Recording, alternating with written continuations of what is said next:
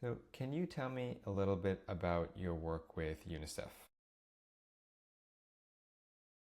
Okay, so let us start back in 2007 when I joined UNICEF as an education specialist, and I work with The education. year I was born. Okay, wonderful. Perhaps the biggest factor in our mental and physical development is our environment. The worlds we grow up in, the places that shape us before we understand what we're feeling, the systems that influence our perceptions of support and collaboration. Muqaddisa Mehreen has spent her life understanding these environments. She has worked across countries, cultures, and complex humanitarian settings, listening to people whose stories are overlooked and helping bring their experiences to spaces where they can be understood and acted on. Her work in gender rights and child protection has taken her into environments where mental health is closely tied to safety, opportunity, and everyday lived experience. In these spaces, identity is shaped by culture, policy, and circumstance, and every story carries its own depth. More than that, she is someone who sees people.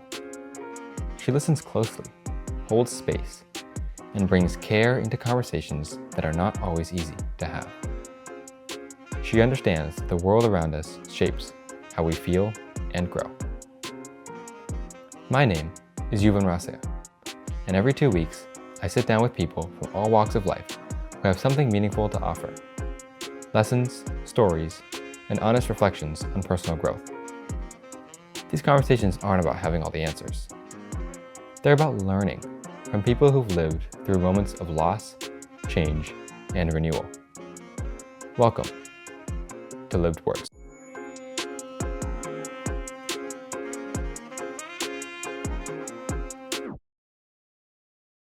So, can you tell me a little bit about your work with UNICEF?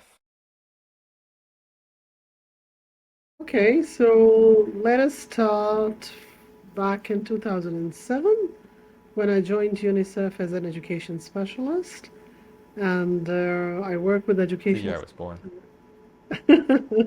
Okay, wonderful. So yeah, so that's when I started on education and worked with the sector for around 5 years. And then I took a break from UNICEF for family reasons and ended up working with the World Bank um, another 2 years in Islamabad in Pakistan. And then went back to UNICEF in 2017 in child protection.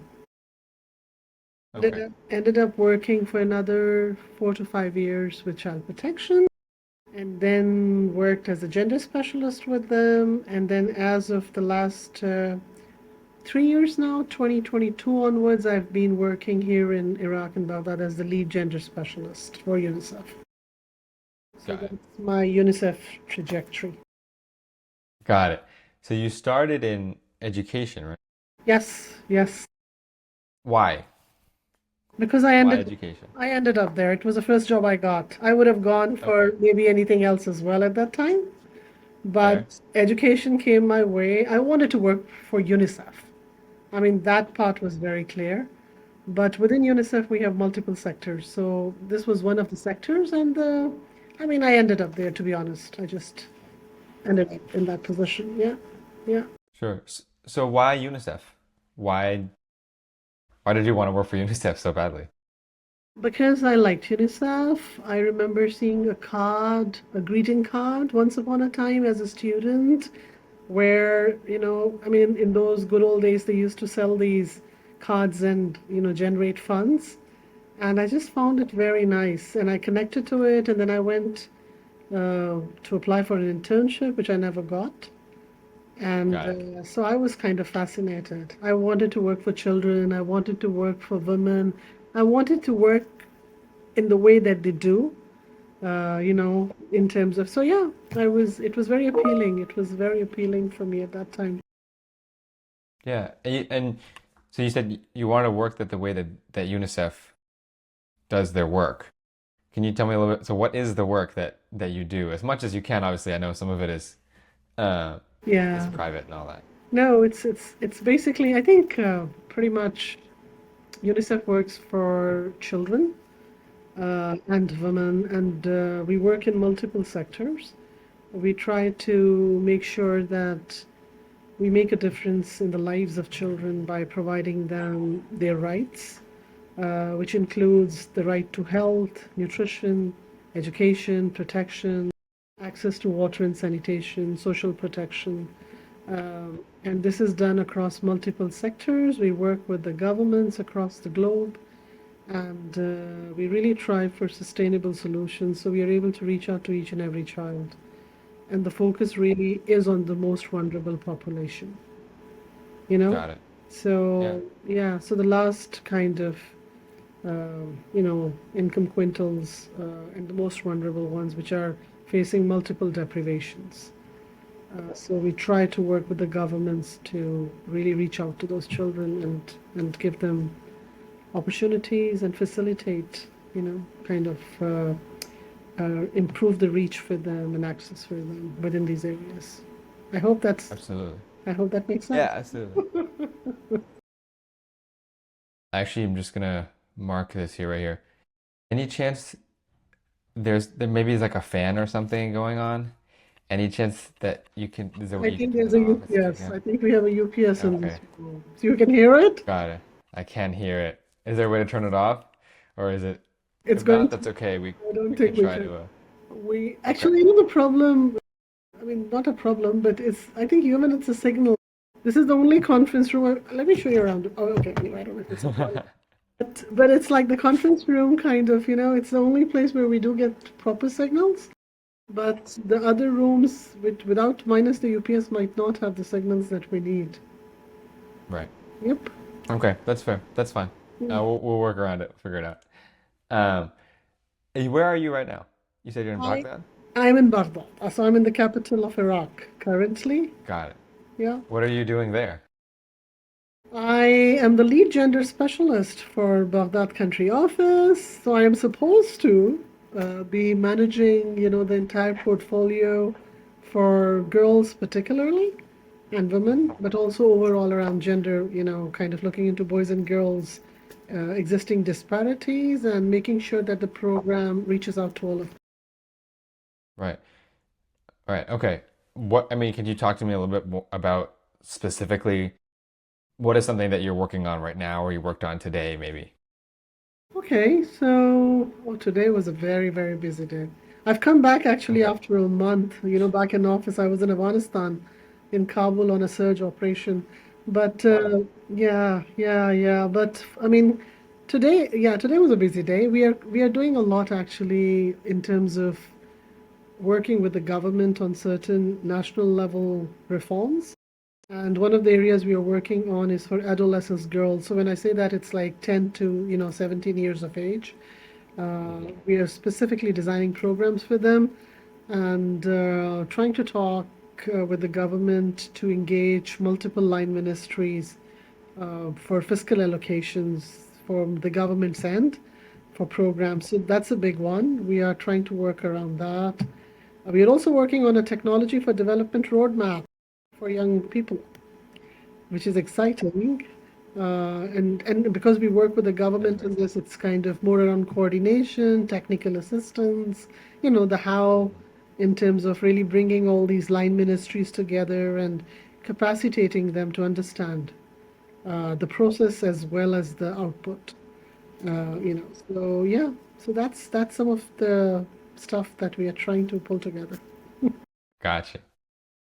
Can we talk a little bit about when you first joined UNICEF or when you were thinking about joining UNICEF, at the very beginning?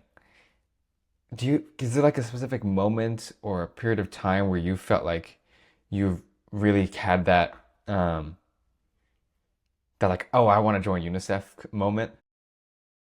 Hmm. It's interesting because now that I look back, so 2007, right? I mean, it's been a long journey.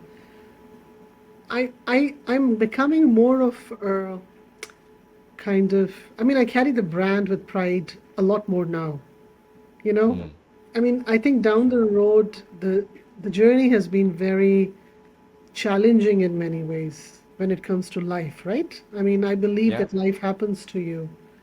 And if there's anything I've learned now that I look back, there were highs and lows. And it's interesting, but during those lows, my constant was UNICEF, my Mm. work. Right. It gave me purpose. It actually gave me purpose. And that's how I think with time I've realized over time that I really, really value it. So, it's like there was a time when I had an option when I was out of UNICEF to work with other institutions. And ultimately, UNICEF became like my choice because I actually feel grounded.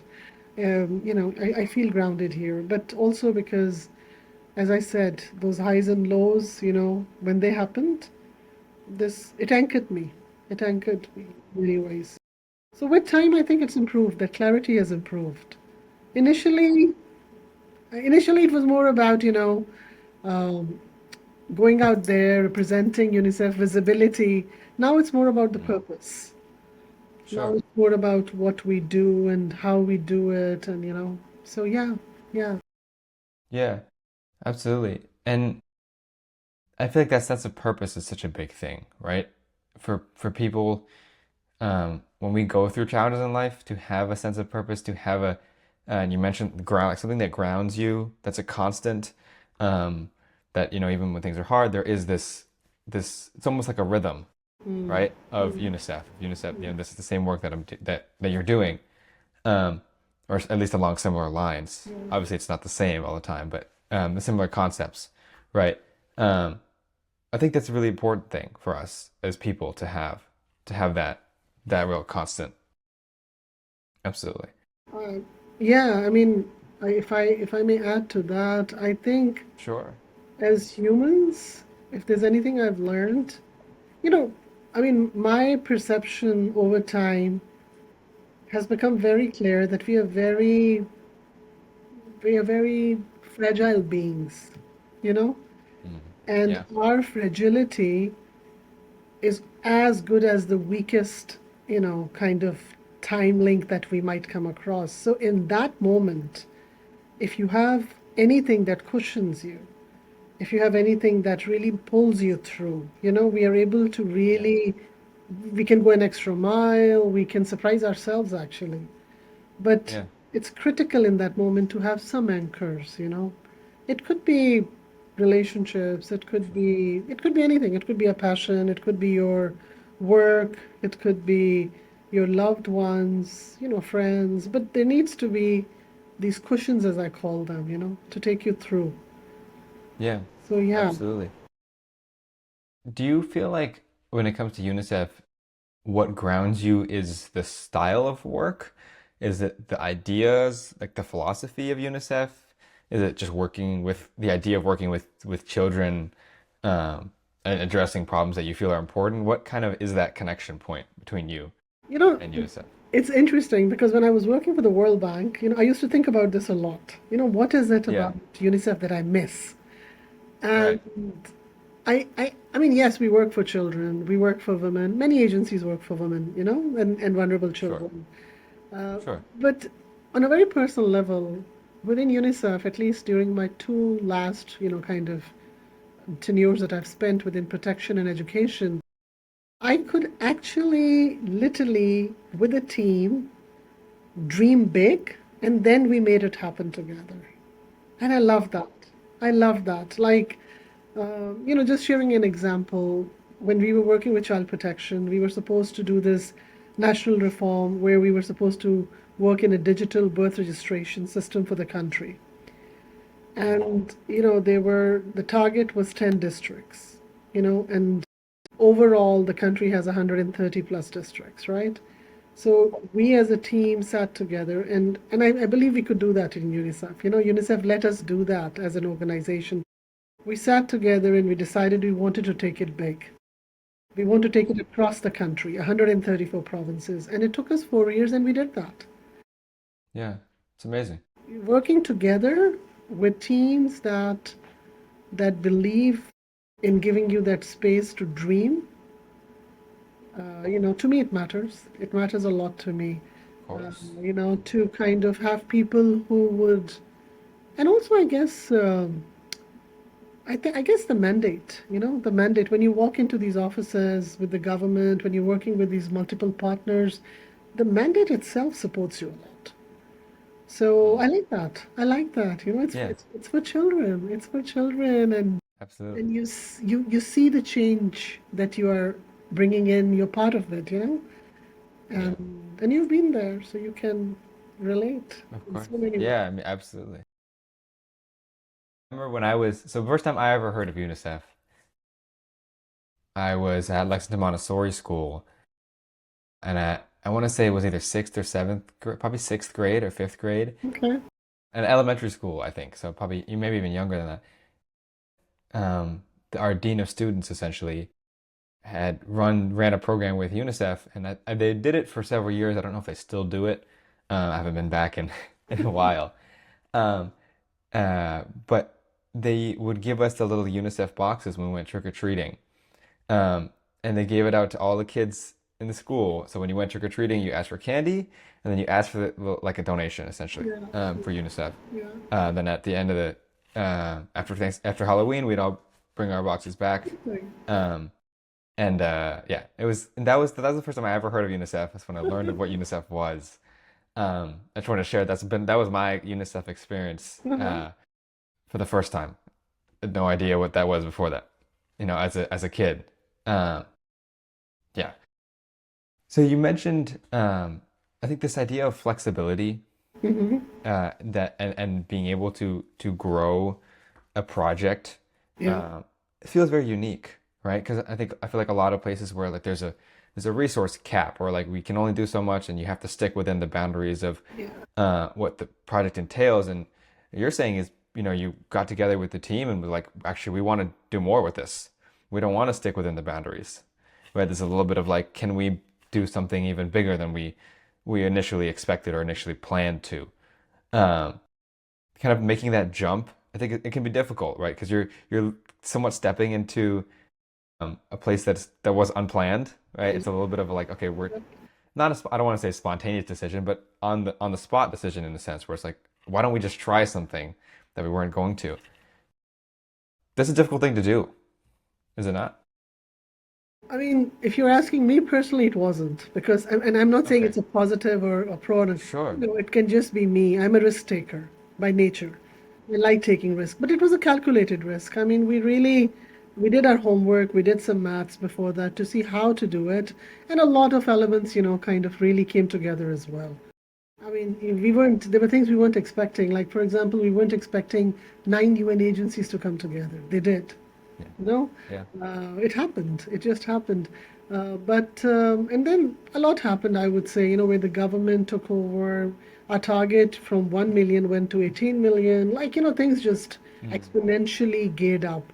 But I do believe that if you have the intent, and this is just a very personal thing, if your intent is very clear and you do dream and you share the dream in the sense that others kind of become part of it, I believe there's an energy field created which takes it forward as well.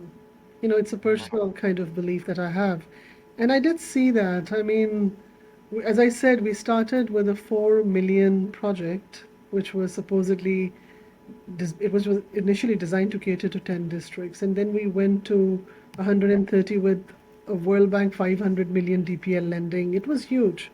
So I mean, it took time, but there was this consistency of dreaming together and building together and learning mm. together. And it was challenging as well. I mean, we had our lows. I mean, it's not a very glossy story. We've cried together. We hugged each other together. There were the times That's amazing. it was very, it was very, very challenging in many ways, but there was a lot of learning. There was a lot of learning that came out of it. Yeah, And now that I yeah. look back, it's like, those 4 or 5 years, I'm like, whoa, intense, but so much happened. So much happened. Mm, yeah. So I guess it's worth it. It's really, the grind is worth it. The grind is always worth it. That's great. That's a great message. Absolutely. You are also a mother of three children, all of whom I've been lucky enough to meet at some point. Can you talk a little bit about how that has affected you in the way that you think about yourself, about your work, about children in general? Because you're working to support children and you're also a mother of your own children. That, that, that's a deep question. It is. It is a deep question. I'm very, very privileged and humbled to be, mother of three beautiful, beautiful individuals. Uh, it's just very humbling to be a mother, you know. Humbling for many reasons. It's because, I mean, first of all, you get to see these, precious souls grow and turn into adults and live their lives. But also in the process, you get to learn so much together, So, Yeah. I mean, I've got three of them. My eldest, I have two daughters and a son. And from what I've seen now, they're all adults. But the journey has been very, very rewarding. I mean, now that I look back, they gave me purpose. Yeah. That was a big one. Yeah. There were times when I would rather not get out of bed, but I needed to get out of that. So Right. that motivation to do that was really nice. Also, the love. I mean, it's like there were these initial decades when I was running after them and checking on them, and now it's kind of, turning the other way around when I get to get my checks. And it's a That's awesome. it's a new space for me because it's beautiful. It's just simply beautiful to know that there's someone who cares for you, who's there for you, and are much better human beings than I can ever be. So I'm that sure they would say the opposite. no, it's just a fact, even it really warms my heart to see them. They believe in what they say. They are practicing. I mean, for our generation, we were fighting a different kind of fight altogether, and for us as well. We took the roads less traveled in many ways. Which is an uphill. But as these young people, these humans who are, at least from the way I see them, much committed, much real, much more, how should I put it? They're very serious about, their Mhm. business. Sure. And that is something, it's just a pleasure to see that. I love them. I love them. I mean, as you should as a mother. I mean, it's amazing. That's how it should be, right? And I'm sure they love you, No, no, it's a unconditionally. pleasure. It's a pleasure. It's a privilege. It's a privilege, and we all shortfall in many ways because I've been also very occupied. My work is also quite demanding in many ways in terms of, so, but I would say really been very lucky with all three of them, and it's a pleasure to share the dreams they have and how they're growing, and to witness that. Yeah. It's yeah. Yeah. Absolutely. Yep. How do you feel like they, even as they've grown up, and as you've continued your work with children, do you feel like that what you've learned from them and from being a mother has impacted the way that you think about the work that you're doing with children through UNICEF? There have been so many times, when I read all the stuff in UNICEF and then I go back saying, oh my God, did I miss something? Did I miss those 1,000 days when you're supposed to make a difference in a child's, growth? But a lot of learning. Yeah. Because again, in UNICEF, we kind of go deeper into a life cycle approach. So you study all the cohorts, Mm, right? So just mm, learning about the cohorts, there was immense learning about adolescents, the phases they go through, some of the challenges, right. and a lot of learning came from that as well, which really helped. Yeah. And with the kids, but then again, it's intense, huh? I don't want to, Mm. again, I keep on repeating, I don't want to make it sound too glossy. It's not. It's not. It's Yeah. intense. Mm. There are moments of learning. Children, each one of them is an individual, and they move at their own pace. And that's, as a parent, I think one of the challenges at time can be how to adjust to that, how to adjust to that pace for each one of them. Yeah. Also to make Yeah. sure that you don't miss on any one of them particularly, because there is this temptation and urge to cater to the one who's most vulnerable or going through a tough patch or whatever. So, Hmm. how do you then balance yourself across? That itself can be something, that one needs to look at, which I as a parent realize that, I don't want to Yeah. really miss on any one of them. And then life is passing by, right? So Yeah. there'll be that Of age course. only at that time. Of course. Yeah. Absolutely. Yeah. I think the idea of pace is so interesting because it's like no one knows how to be a parent when they first become a parent, right? Because you've never had a kid before. So you have a child and you're adjusting to the pace, you're trying to figure it out. Okay, I'm kind of figuring it out. The next one comes completely different, Yep. right? We've had three, so it's like, you know what I mean? Completely different. And they're very different. They're all very different. And Yep. so it's this fascinating thing about parenting. And I guess talked about this with Vivian Glick, who I also interviewed um, just earlier on a prior episode. Um, she and I talked a lot about being a mom, and I think it's this fascinating thing about parenting um, that it's like it's not something that anyone's necessarily great at. It's just something that I feel like you kind of have to learn, and everyone's learning because every child is different and every mother is different, every situation is different. Um, it's such a beautiful thing. I really do think it is. It it generally is. And from the way, I see it now, it's like if you have that bond where you feel the warmth, either way, Mm. that's enough. That's enough. It's like so long as you are bonded and you feel love for each other and you're there for each other.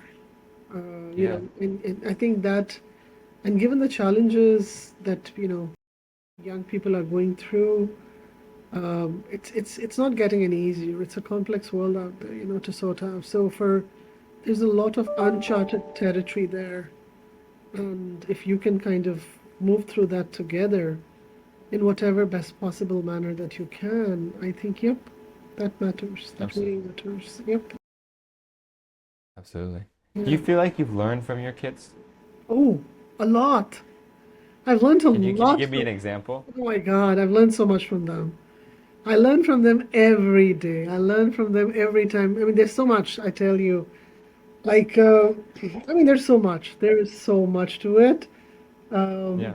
like, for example, the way they do things. I mean, like one of them, let's say, is a painter. Oh my goodness, the dedication that goes into her work. When she's doing that, I can observe, and it's very genuine. It's very genuine. Um, so they're kind of they're into three different areas. Let's put it like that in terms of their disciplines that they're moving forward with. Um, I mean, the interest that they take to probe when they want to ask you how you're doing, right? It's very, very real and it's very genuine. I learn a lot out of that. Because Yeah. many a times we just listen, but we are not actually paying attention. Um, I get that in terms of the way they deal with, when they're having a dialogue. I think there's a lot there. Persistence, very interesting. A lot of learning there. Um a lot of learning around how passionate they are about what they do. Mm. Like, just giving you an example, like one of my middle one, she wanted to do this internship, she wanted to travel, she wanted to have these two, three things, which she made happen. So just watching her do that, I learned a lot. It's like you can find your way through things, Yeah. and given the commitment, my eldest one, she's into mental coaching and she's kind of working with children. She unpacks a lot. So there's a lot of learning that happens at that end in terms of healing. I'm Yeah. learning a lot about, healing, connecting, human bonds, how our childhoods impacts us, a lot of learning happening there. Right. So, yep, all three of them, my dear. All three of them. Teachers, definitely teachers. Yeah. That's amazing. It's amazing. So you have traveled all over the world, incredibly unique places, as part of UNICEF, part of your work. No? I relatively travel. Relatively, sure. Relative to most of us.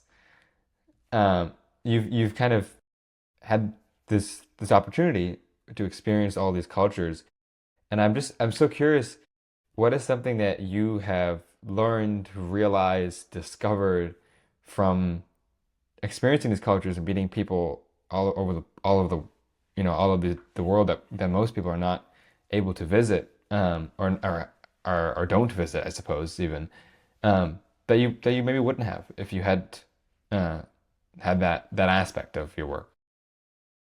I mean, that's one thing that I really enjoy. I really enjoy meeting, new people, experiencing new cultures, and the kind of work that I do, I end up spending a kind of a decent amount of time to really mingle and to really interact, Um, Yeah, and there's a lot of learning. There's a lot of learning. I mean, people are beautiful across the globe. We have so much in common.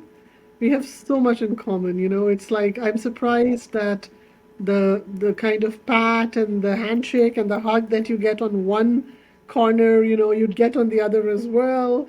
You don't yeah, need words to communicate all the time. I mean, food is such a kind of a passion.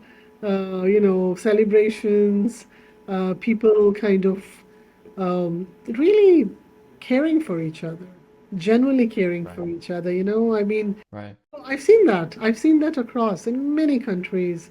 And I think, some of the ways that people just care. I mean, I'm surprised by the innate spirit that we have as humans, It just hmm surprises me every time. I mean, in a moment of pain, when you are by yourself, you'll get somebody move forward and offer help, and then you're like, wow, you get that yeah, wow moment because, and this is a cross, by the way, this is a cross. I mean, it's just really intriguing to see the human element, which is so common across that extra care, hospitality. I'm hmm really surprised across the globe, across the hmm continents, dreams. People like yeah, really dream, and they want this kind of betterment overall. Majority really wants to have quality life, on the planet. right, And absolutely, that's really lovely. And the children, oh my God, oh, the kids. The kids, oh, I mean, I was in one of the camps in the north of Iraq, and we okay, went down there because children are moving from Syria and they're crossing the border and then they are housed in these camps, right? And UNICEF is trying to provide safe spaces for them. And we are trying to make sure that, and oh my God, I've got to send you that picture where I stood with these young men. My God, these little, I would say 7, 8, 9 of them, filled with energy and spark and life in their eyes, and you yeah, really get to see the real spirit. You really that's get amazing, to see, so it's really heartwarming. It's yeah, heartwarming, yeah. That part, I think, meeting with different people in different capacities, it's really a privilege. And then to yeah, make sure that you work with them right, and design programs with them. Yep, for sure. yeah. I think in the media and in discussion, we so often focus on negative things about people and about cultures and about countries, um, because it attracts attention, it gets a reaction, it creates outrage, and we all talk about it. Um, I truly believe that most people are decent people. And I think that that gets missed sometimes, right? Even in what you're describing, where you're going to all these places and people have hospitality and they're nice and they say hi and they share food. And it's kind of a like there's this most people are nice people.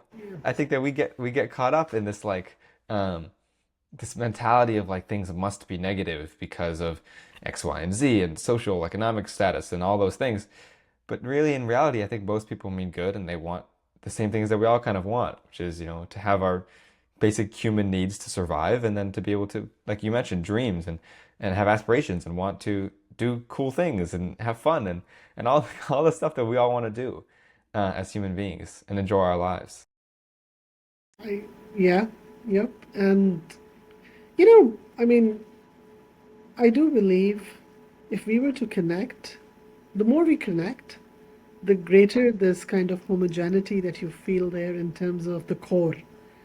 It's unfortunately, in a certain way, I believe there is this very individualistic culture which encourages and values individuality in a certain space where it also kind of then, kind of feeds into this capitalist kind of economy, Yeah, you know, accumulation, my stuff, my assets, and that yeah, itself, I think, leads to exclusion of others, right? yeah, Us versus the other. And this me versus you, the narrative itself is what I think is at the core.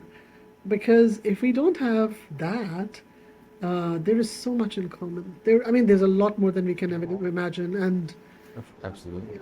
yeah, absolutely. I think it kind of, and then the whole thing kind of feeds. I mean, you were talking about social media, right? And Mm, and, and look at what it does. I mean, there are plus points as well, but then there are these digital entities that we are yeah, really living with, right? And these yeah, digital entities are also feeding into this information which is very selective. It's very selective, hmm, I mean, absolutely. you're going to see a certain part of my life, and you will never know what my entire life is like. It's Hmm. like, and because of that snapshot, you're going to form certain perceptions, about who I am. And then, in a way, I see people literally living 24/7. I mean, for people who are actually living this life 24/7, it's like, you know. But this could be just me, okay? This could be just me, somebody from back in No, the. I completely agree. I completely agree. And it's so, I mean, social media is so faked at this point where everyone can just kind of post whatever they want and it creates this dynamic where people go on social media and they see everyone else happy and then it's like, why am I not doing these things? Why am I not doing these things? And you could be a perfectly normal average person and now you feel inadequate because you saw seven people on social media who have, you know, $7 million cars. It's like, okay, good for them. But that's, you know what I mean? You're seeing one fraction of their life and one fraction of the population who can afford those cars. And it's seven people is not 100% of the world. You just happen to see the seven people who have platforms and can, um, create content and now you see it. And so it's a very twisted perception of reality um, It is. that It we is. develop. At It's, times I wonder, even if I was like up in the space somewhere, and mm, if I were to watch planet Earth as, hmm, we are living, I really think about it a lot. I mean, in fact, I give myself this reality check whenever I'm too deep into something. Look at the way we have constructed our lives. It's a yeah, construction. It's a construction. We have constructed yeah, our lives around acquisition. We have constructed our lives around, acquiring things, connecting that to being successful, you know? And it's a very, for me, it's one of the definitions. It's one of the definitions, right? But when it becomes the definition for the majority, and if that's the yeah, yardstick you are using to gauge yourself, right? Then for me, that becomes a bit questionable because, yeah, uh, if I was a being on planet Mars and if I was looking on Earth, I would have a very different definition, you know? yeah, It yeah, all depends. yeah, It's perspective. absolutely, So I think the absolutely. perspective also it really defines for you. It defines for Hmm. you the quality that you want in your life, where you want to go, what you want to do with it. And I see a lot of variation in that from the the experience that I've had, where people kind of define their ultimate objectives and exit, because life is like, it is what it is. Yeah. So I think that's also very critical, particularly for young people. I mean, I think freedom is such a gift. Freedom is such a gift, Yeah. the Of freedom course. to, Absolutely. to dream, to be, to, Yeah. it's such a gift. Yeah. So, Absolutely. yeah. Absolutely agree. Absolutely agree. I think what you're not saying is that we shouldn't celebrate individuality. And I want to say that because I don't want this to be read into the wrong way. That's absolutely not. And you talked about it with your kids, how they're unique individuals. And I can speak me and my sister, um, both my sisters.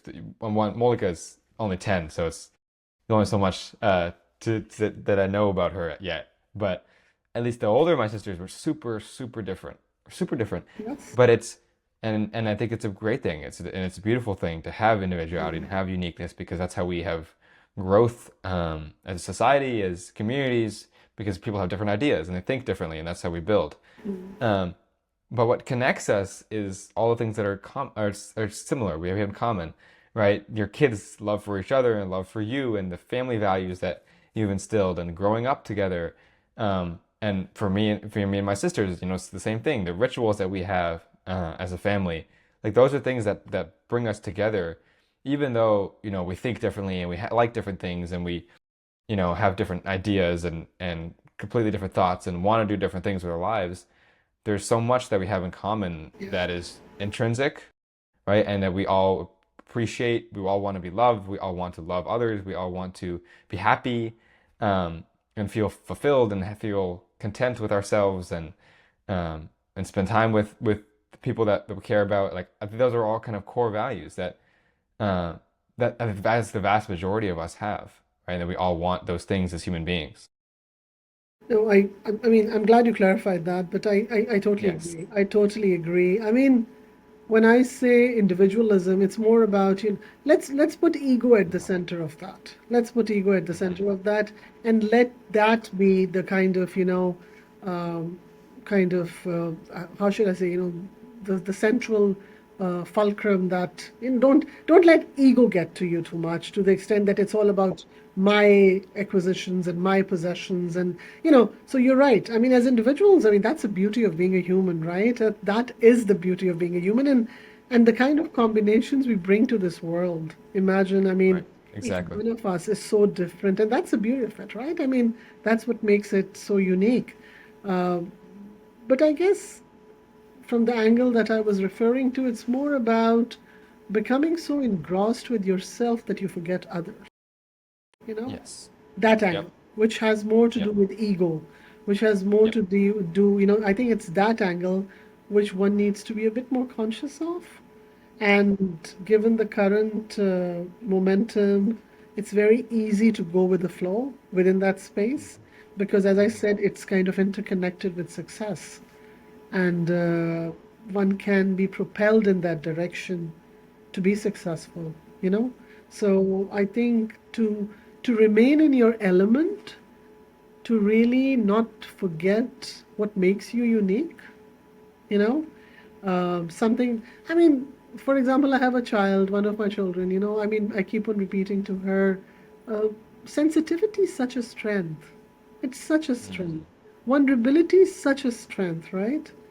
I absolutely agree. It's like, but that's not the mainstream narrative.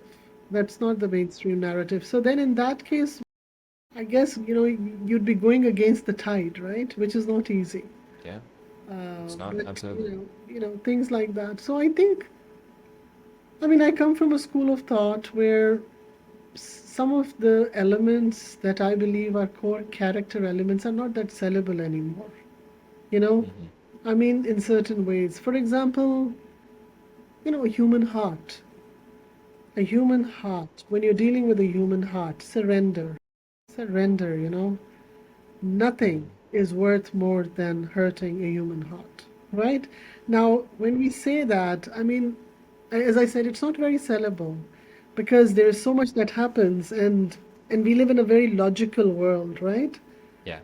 Yeah. It's about give and take. It's about what's the return on investment, ROI. Let's talk about Yep. what am I going to get out of this. So Yeah. I do believe Yeah. it's an interesting paradox, to Yep. try to be in that space Yep. and still I yet completely agree. survive and be successful as if you need to be, if you need to be. So yeah, I think there are challenges, um, Yeah.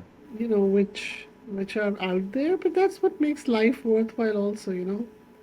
Absolutely. It's good. No, It's good. absolutely. It's good that you guys have these challenges to look up to. The only thing is to I think give yourself a reality check once in a while. I mean, Mm. that's also important. I mean, now that I look back, when I was a teenager, which was a long time ago, I'm going to hit my 55 this December. But now that I look back, oh my God, what were some of the biggest worries? Getting a panic attack. The world would end. That was a big one. Uh, you know, um, Validation from the teacher in the classroom. My goodness, huge one. I can still remember my teacher, really passing a very, uh, you know, strong comment in grade 4. I still carry it with me. That means it affected me. So that's how Absolutely. that's how sensitive we are at that age, right?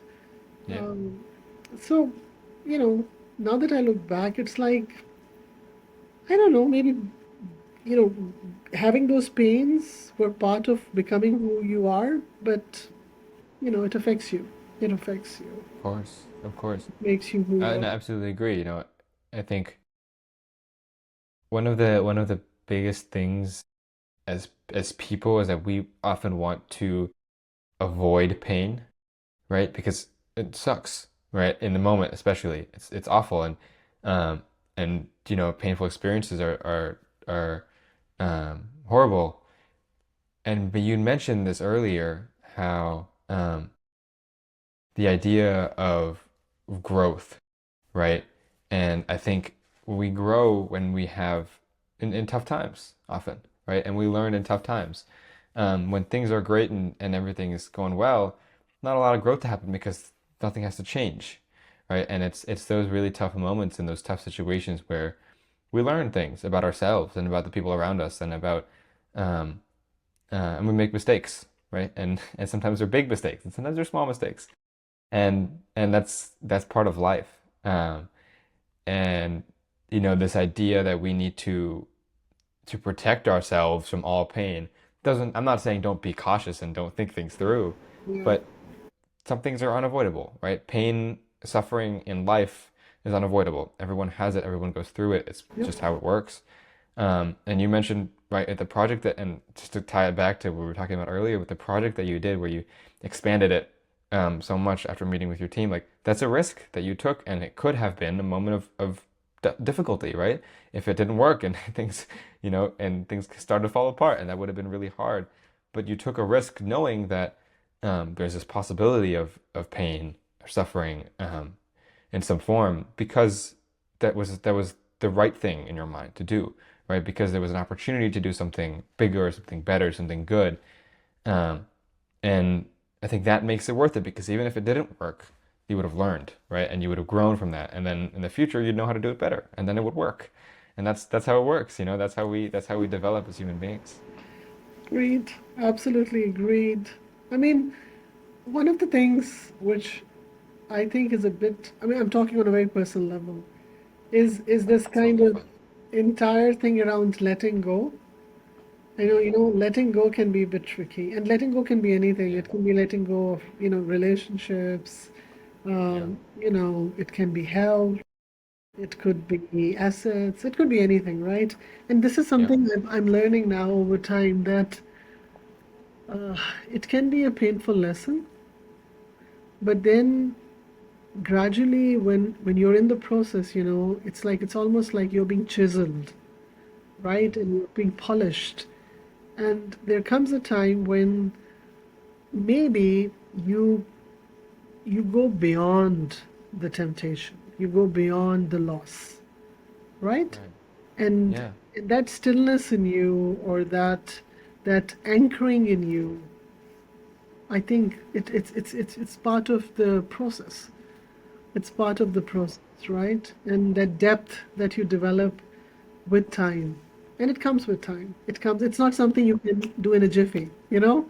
I mean, Absolutely. Absolutely. I tell you, I always appreciate uh, processes. I mean, the more I look back, it's the process. What did you go through? Um, and it has a lot of positive externalities at times. You get to see who your real friends are. You Mm. get to see who really cares Yeah. for you. You know, Yeah. you're you're Absolutely. you're, you're rock bottom, and there's someone holding you, saying it's gonna be okay. Yeah.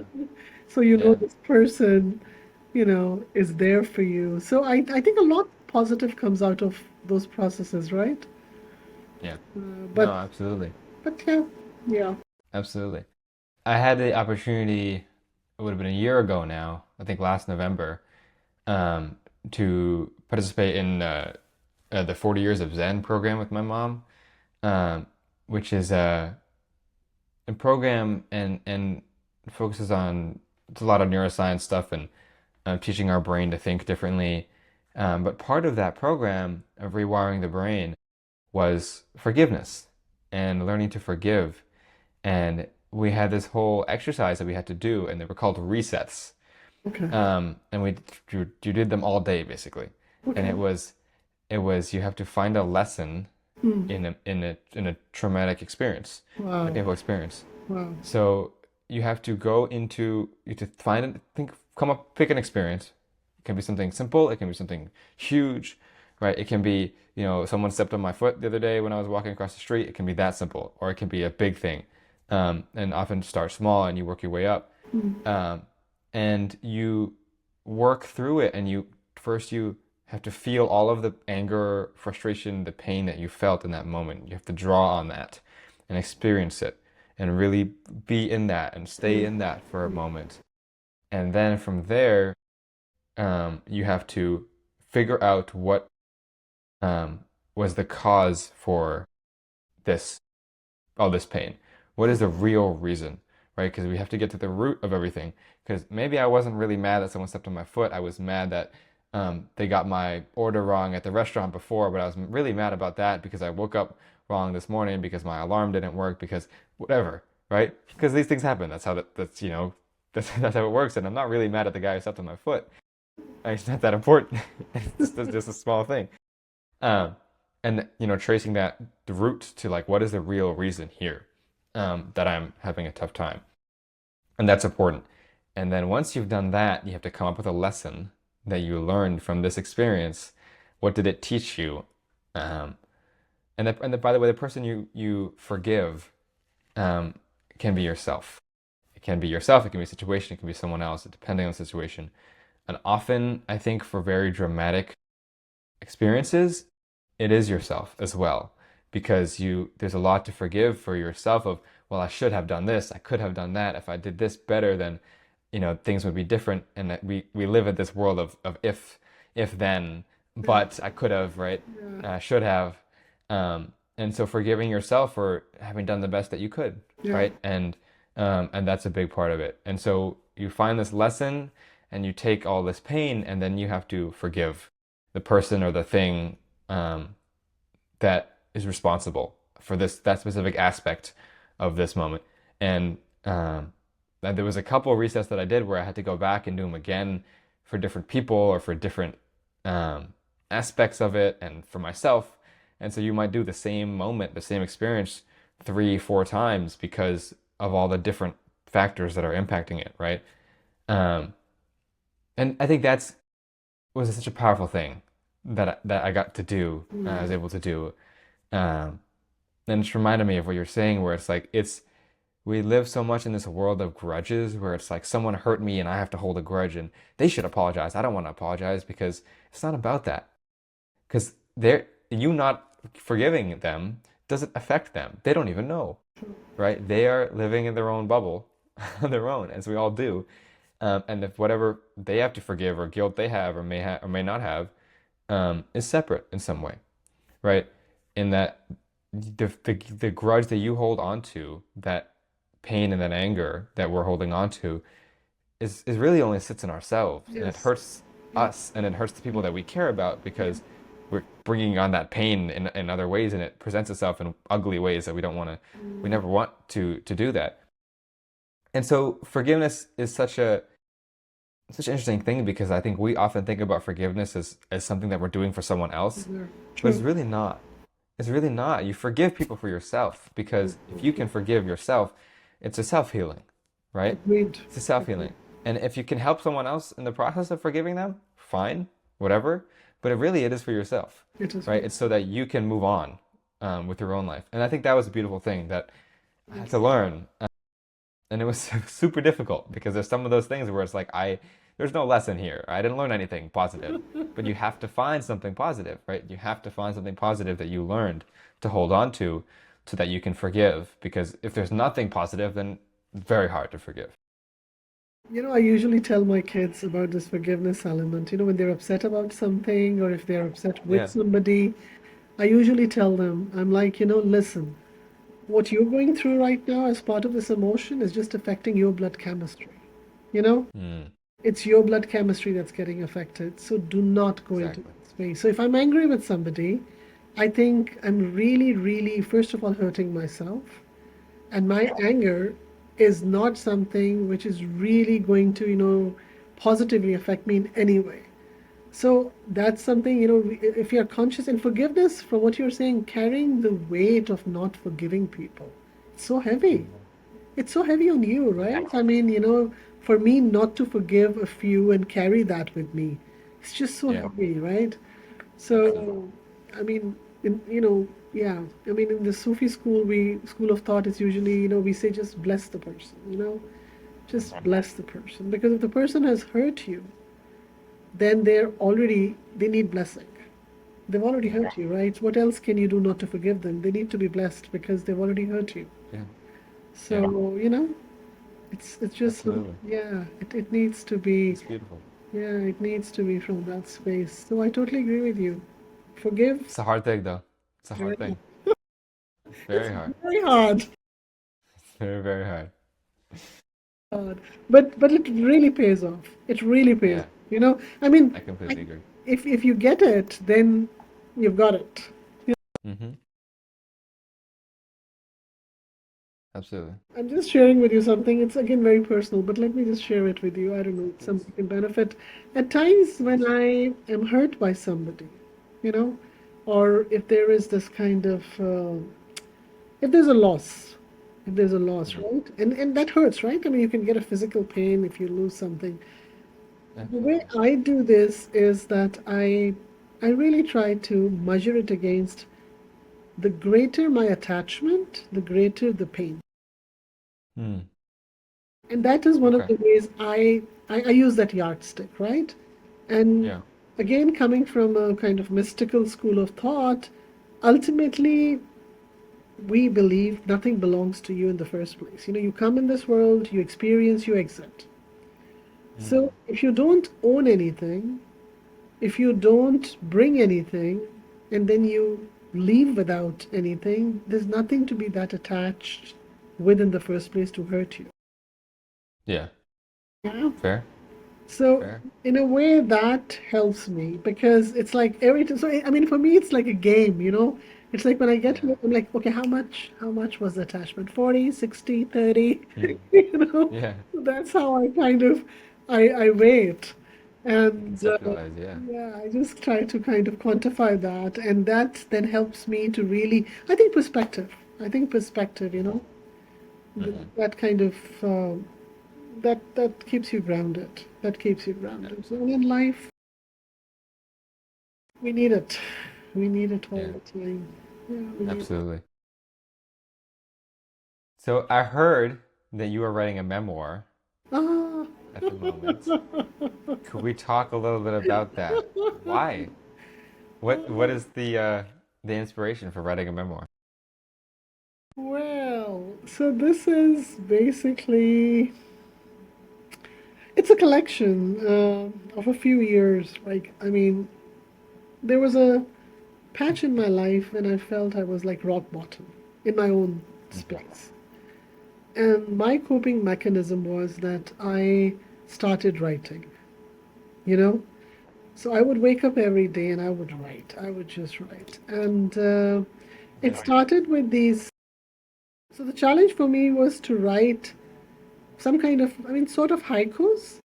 I started with that. And the challenge that I placed for myself at that time was let me write with the minimal number of words with the deepest meaning. Got it. Got it? So, like two Yeah. words, four words, but it should hold a very deep meaning in it. So that's how it started. And then before I knew it, it was 250 pages. So it's like, Wow. Okay. so yes, it's like, it's still a draft. It's like something I still need to brush upon. And, but it holds a lot in it in many ways in terms of reflections. I mean, if I look at my decades of life, anything now that I look back, it's like really like the dots do connect in perfection. And when that happens, if the world is so immaculately designed, nothing can go wrong. Nothing can go wrong, right? And if nothing can go wrong, there's nothing to worry about, right? So, That's true. so I'm trying to kind of document that journey, and who knows? It might get published one day. It might get completed. But I'm pulling it together. I'm pulling it together for now because, yeah, yeah. Why not? You know, Why not? Why not? Yeah. I think that's amazing. As a fellow writer, I've been there, and I think that writing as as a source of as an outlet in a sense, as a way to express how you're feeling, express what's going on. Um, I think to bring perspective, to bring perspective. I think that using as few words as possible is a beautiful way to really try to focus on what matters, what is the most important things, because when you don't have a lot of words, you can't say a lot of things. Um, but yeah, I absolutely have written. I used to write poetry uh, earlier in high school and middle school. I would write poetry when I had tough days. So I have poems in my Google Drive somewhere. Um, and uh, yeah, I write stories. So absolutely. I mean, that's an awesome thing. It's absolutely amazing. I used to write a lot. It's funny. There was a time when I used to jump out of my bed in the morning and give 15 to 20 minutes every day. And I started Yeah, with Facebook. So I would put it up, and then there was this regular readership, right? So everybody used to like, tuk, tuk, tuk. It was, yeah. I mean, it got a life of its own because it was like I was writing Your about, blog. it was like a blog. Yeah, It was like a yeah. blog. And, That's amazing. it was interesting because then you get to also see how people are going through a lot in terms of what you're going through. I mean, you can connect to people as well, right? I think, in a way, writing as a coping mechanism is also very strong because others get to see that, this is what it is, right? And if there's flow to it, and if you're able to, I mean, for example, in my case, some of the writings are more also around paradoxes and challenging the status quo, you know? So the existing, as I said, definition of success, I mean, for example, every mountain doesn't need to be conquered. You can bask in its love and be okay and content. You know, Absolutely.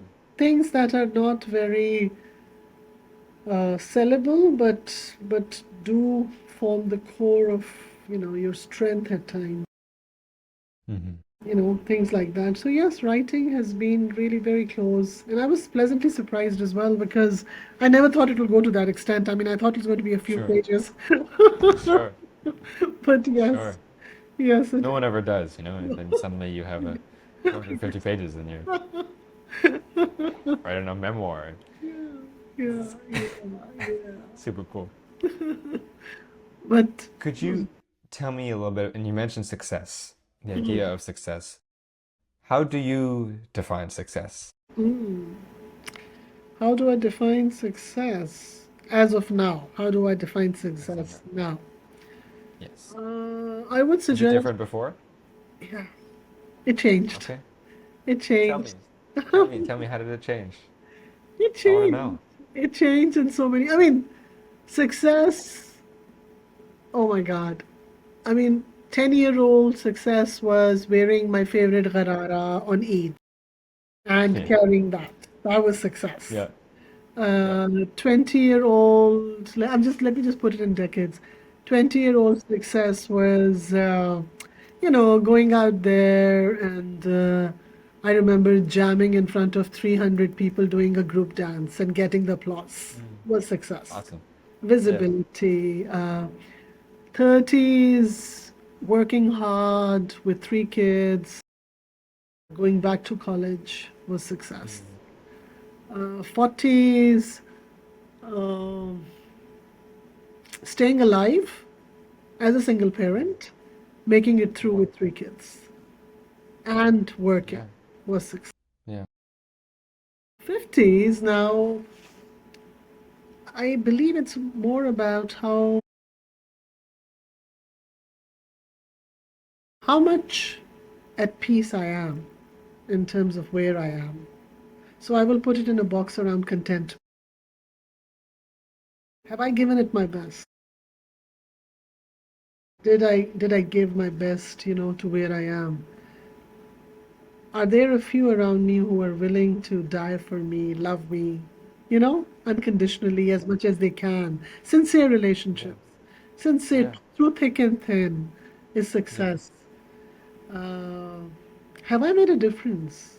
What if I was not there? What if I didn't exist? Would it had made any positive difference around people's lives if I was there? Like, did it make a difference for that matter? I guess that is success. And a part of which I'm still working upon. I'm not successful yet. Can I let go completely and surrender to the larger consciousness, as I call it? You want to call it God, you want to call it whatever, supreme, but can I completely believe and surrender in that space of letting go? Would be success. Because then I believe you connect to something much larger than yourself, Right. objectifying What do you yourself. feel like what do you feel like stands between you and that connection, that Oh, last that last the step? world, the The world. world, No, no, no. everything. I'm just kidding. I'm just kidding. No, it's just, You're not wrong. it's fear. Fear, right? Mm. That's a big one. Mm. You're afraid. You're afraid. I mean, you're afraid of losing your jobs. You're afraid of losing your health. You're afraid of losing your time. You might not make it, blah, blah, blah. It's fear.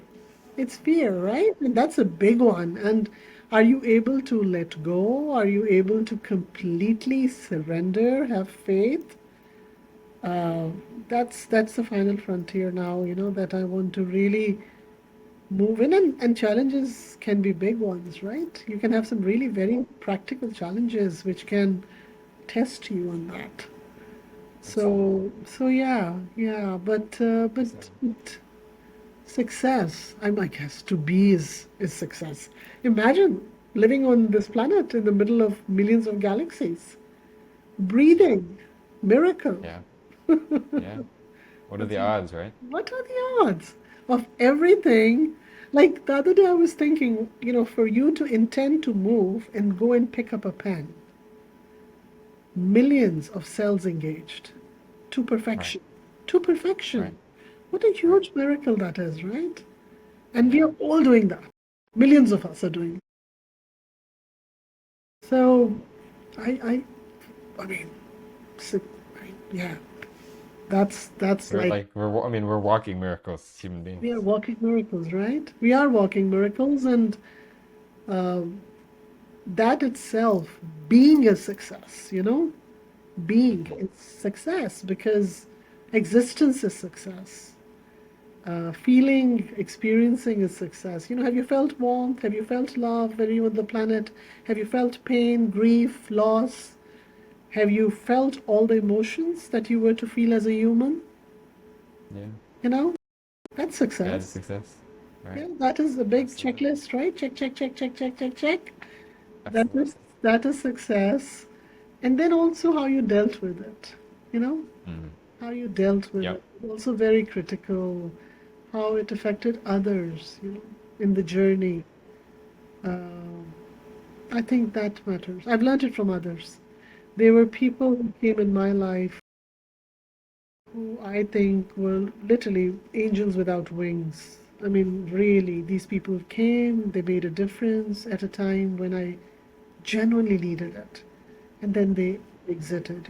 So it's like, boy, were they successful. Boy, were they successful. That's And amazing. so, yeah, that part I would That's amazing. I would like to be. It's a great answer. It's a great answer. Thank you. So I end every interview with the same question. What are some words you choose to live by and why? Some words. Wow. You can interpret that however. It can be a word, it can be a phrase, it can be a paragraph, maybe not a book, if you'd like. Uh, let's see. I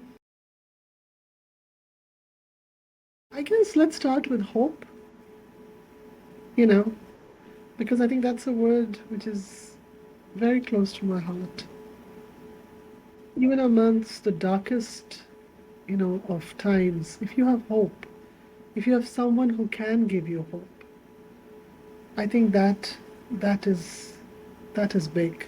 It's a precious gift. It's a very precious gift because hope can mend the soul.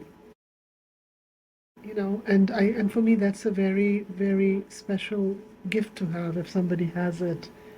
Uh, Resilience is another one, you know, and there will be highs and lows in life, but how resilient you are is going to determine how long will you be able to get through. And resilience will come from there'll be different pockets of your uh, kind of sources that will bring you that strength. So I mean, these are the kind of things I think at times we don't reflect upon when we are very young. They don't teach us much at least in my time. In Yeah. schools, we weren't No, taught sure. this. We weren't taught this. Absolutely. But that's the grit that you have, the resilience that you have. It's that's another one. Oh, another word could be joy. Joy. We're on the planet. Sure. We're on the Yeah. planet, and I hope we don't forget why we are here. You know, Mm. we are here to experience. We are here to live through this, whatever you want to call it, 40, 50, 60, 70, 80 years Yeah. that's our yardstick, right? We Yeah. enter and we exit. So, I like what Shakespeare, it is actually a stage. And you play these roles, and I think at times we get so much into the role that we forget that, the act becomes the life itself. And Yeah. it's good to remind yourself, that it is an I act. completely agree. Yeah, Completely agree. yes. That's awesome. And enjoy That's it. I think joy would be another one because don't take anything that seriously. Believe me, it's not. It's just not. right. You know? Absolutely. Yeah, Absolutely. take it easy and sail through it and enjoy it. I think I'm trying. Absolutely. I'm trying to live by some of these things myself because at Yep. times it can be challenged to do that. Of course. None of us are perfect. That's what makes life fun. If we were, then it'd be boring. That's my professional opinion. I'll take that one. Endorsed, There you 200%. go. Muqaddisa Mehreen, thank you so much. This is awesome. Thank you so Pleasure. much for talking to me.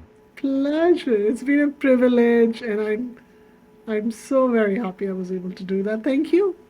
Thank you Absolutely. for letting me sit through it. Thank you. Of course. Of course. Thank you so much.